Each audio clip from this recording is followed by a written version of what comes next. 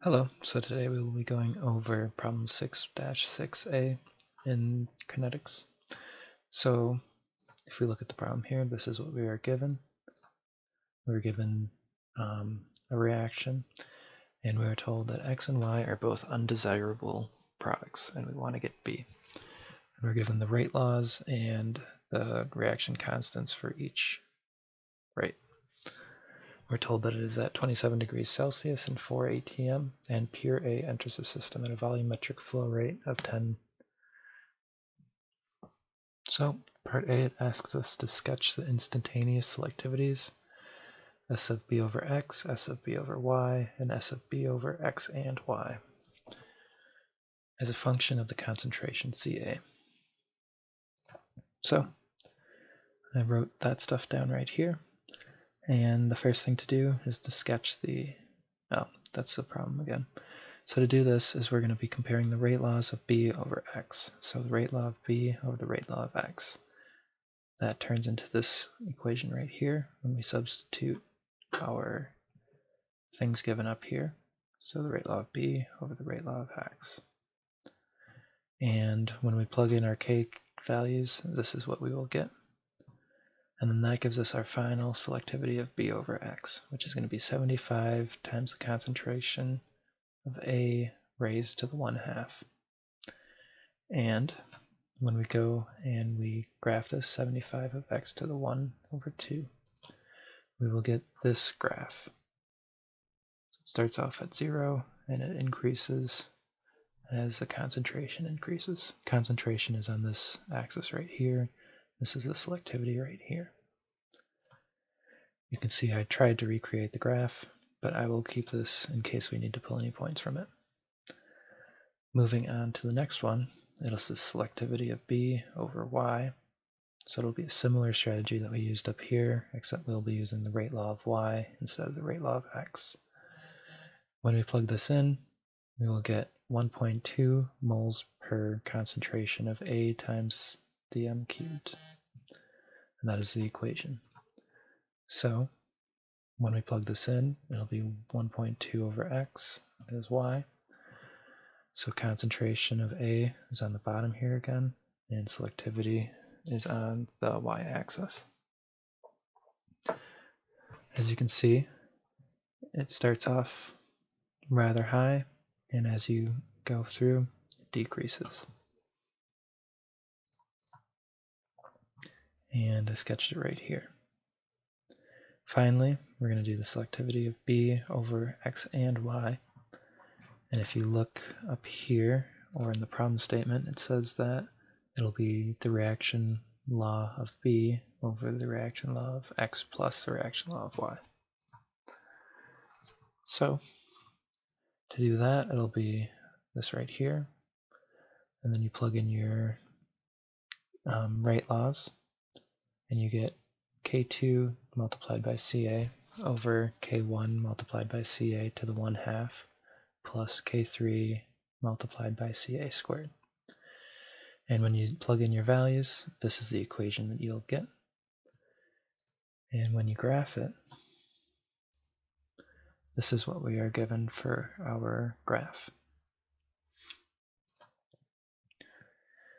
So that is part A. We were asked to sketch the instantaneous selectivities as a function of Ca. Then we're also asked to do part B. We don't have to worry about part C or on. I was just asked to solve part A and B. So part B says consider the series, a series of reactors. What should the volume of the first reactor be? So in order to find the volume of the first reactor, we want the highest selectivity of B over X and Y. What this means is we get the most B and the least amount of X and Y. Well, not the least amount, but we'll get the least amount for the most amount of, it's a ratio, I guess. It's the easiest way to explain that. So from the graph, we look right here, and we want the maximum. The nice thing about this is it gives us the maximum right here. It's at 0.04 concentration of A, and it'll give us a selectivity of 10.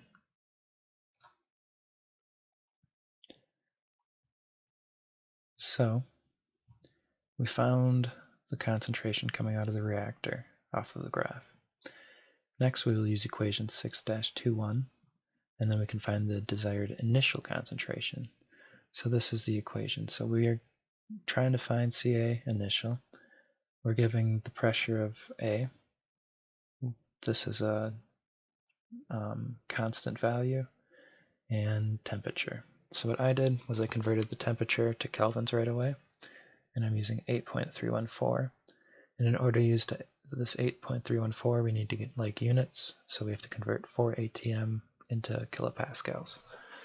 So this is just a simple conversion there. You multiply 4 by 101.325, and what you should get is 405.3 kilopascals divided by 8.314 and 300.15 Kelvin. And that will give us an initial concentration of 0.1624 moles per decimeters cubed. To find the volume, we're going to use this equation right here. So the volume is equal to the velocity of the feed multiplied by the initial concentration minus the leaving concentration. We know all three of these values, and this is divided by the disappearance, or the rate of disappearance of A. This is an unknown technically, but we can find it. So if you think about it, the disappearance of A is going to be equal to the appearance of B, Y, and X. So we're going to sum these three values. We are given these rate laws earlier in the problem, so we just plug these in right here. And then we can plug this expression into this equation, and then we have knowns for the entire thing. So writing it out, we'll have the volume of the reactor is equal to the velocity multiplied by the initial concentration minus the leaving concentration divided by 0.3 times the concentration plus 0.25 times the concentration squared plus 0.004. And this is I did write this wrong, so this 1/2 only applies to the units. It does not apply to the 0.004 multiplied by the concentration raised to the 1/2. So moving on, these are concentration values down here. We're going to want to use our leaving concentration so that it is accurate for our volume calculation. So what I did down here was I just plugged in our 0.04. And again, I made the typo. It should not be 0.004 to the 1/2, it's just the units there. And when you plug that in, you should get a volume of 92.73 decimeters cubed. If you have any questions, please let me know, and thank you.